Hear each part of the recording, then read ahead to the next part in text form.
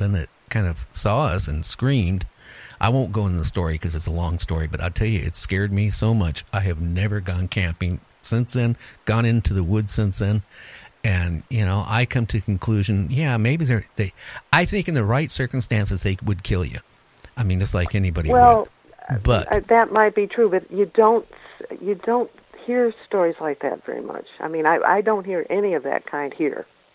Now, I've heard some old stories. There's a famous one out in your neck of the woods where hunters, I think back in the 20s or 30s, something like that.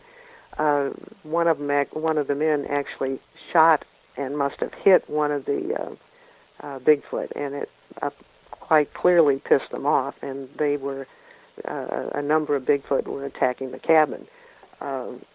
But you can kind of understand it. I mean, if your buddy got shot by somebody, you really don't want the shooter to stay around. Well, I will say this. My uncle, when I was a little kid, he, went out bear hunting, and he shot a bear. And, the bear didn't drop over dead like he thought it would, and it kept coming, and he shot it again. The next thing I know, he's in the hospital for a couple months. Ooh. Yeah, I mean, the bear mauled him, really, really bad before it died. And my uncle almost died from it. And I tell you, that was the last he ever went hunting. But I'll tell you, it makes you wonder. Some of these people going out there with, 45s and 38s and 380, pistols, and they think, if I see a Bigfoot, I'm going to shoot it just where I can show proof. I got a funny feeling, you're not going to drop one with any of that type of stuff. And on top of it, I don't think it would be right to do it, but that's just my feeling.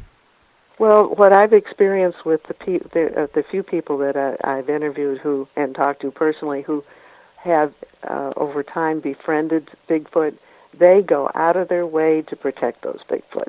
They don't want people to know where they are. They just don't want the hunters coming in and trying to get them. And so we have to be we can't be real specific about where some of this happens because there are those who all they want is a trophy. Well, they want to prove it, that they do exist. So in that case, they would, they're looking to get one and bag it where they can say, hey, look, here's a Bigfoot, and then they're going to be famous. I don't know. That makes me sick when I think about it. Hey, well, some people who've actually looked at the face of the Bigfoot say when they get close, they say there's so much humanness in the face, they just can't pull the trigger. Oh, yeah. Oh, so true. We're almost out of time. Anything new in UFO reports in your area here in the last week or so? I've got one that it's not dramatic, but it's right in the town of Silva. Somebody was just driving through town in the early evening and got a picture. We'll be posting that. It's the same person who had a more dramatic situation and got a good story, not that long ago. And she saw the whole sky and got pictures of it where there was one major lit up UFO and the sky was just covered with these little ones that weren't lit up. You would see that they were, you can contrast them, but they weren't immediately obvious. But then they would flare off a light and they would take off. And so the whole sky was really filled with more UFOs than anybody would be able to count. Oh, wow. And we've got pictures of that. We've got, if I remember right, we have 3 that are posted, and they were taken snapped one right after the other, and these little lights move from one to the other, so they're not stars. Yeah, that's kind of eerie. It's interesting. Yeah. Hey, you want to tell everybody how they can find your website and Sure. Facebook account and all that stuff where they can keep up with you? Okay, it's runs all together. It's skyshipsovercachers.com. Cachers is spelled Cashhiers, skyshipsovercachers.com. And if you go, the homepage will just be a guide to anything you want to look at. And there's a way that you can, submit things if you find them. If you go to Editor's Corner and scroll way down to the bottom, you can find a brief summary of my 3 books and a sample chapter from one of them. and there's a bio, but there's a whole bunch of different topics. I mean, we deal with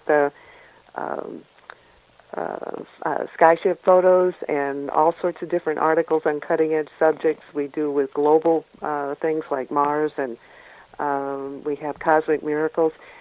Two that get into,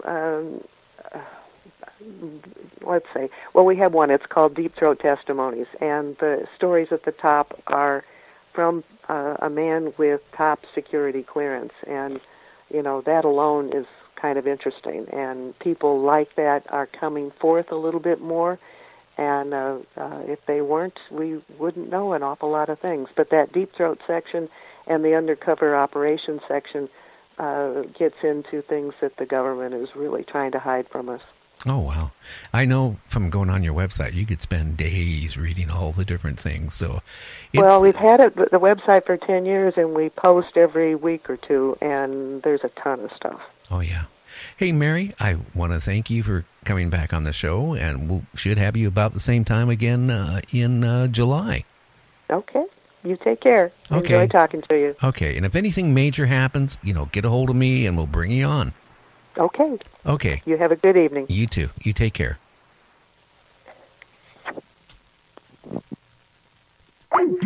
Yeah. So, I mean, a lot of things, the little people, that kind of intrigued me, because there is somebody who wants to be a guest on my show that claims that they got pictures of the little people too.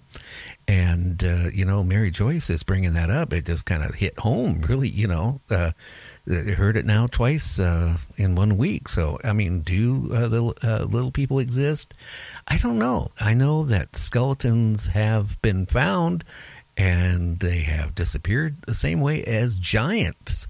Their skeletons, seem to, disappear. They go to, somewhere, and then they just totally disappear.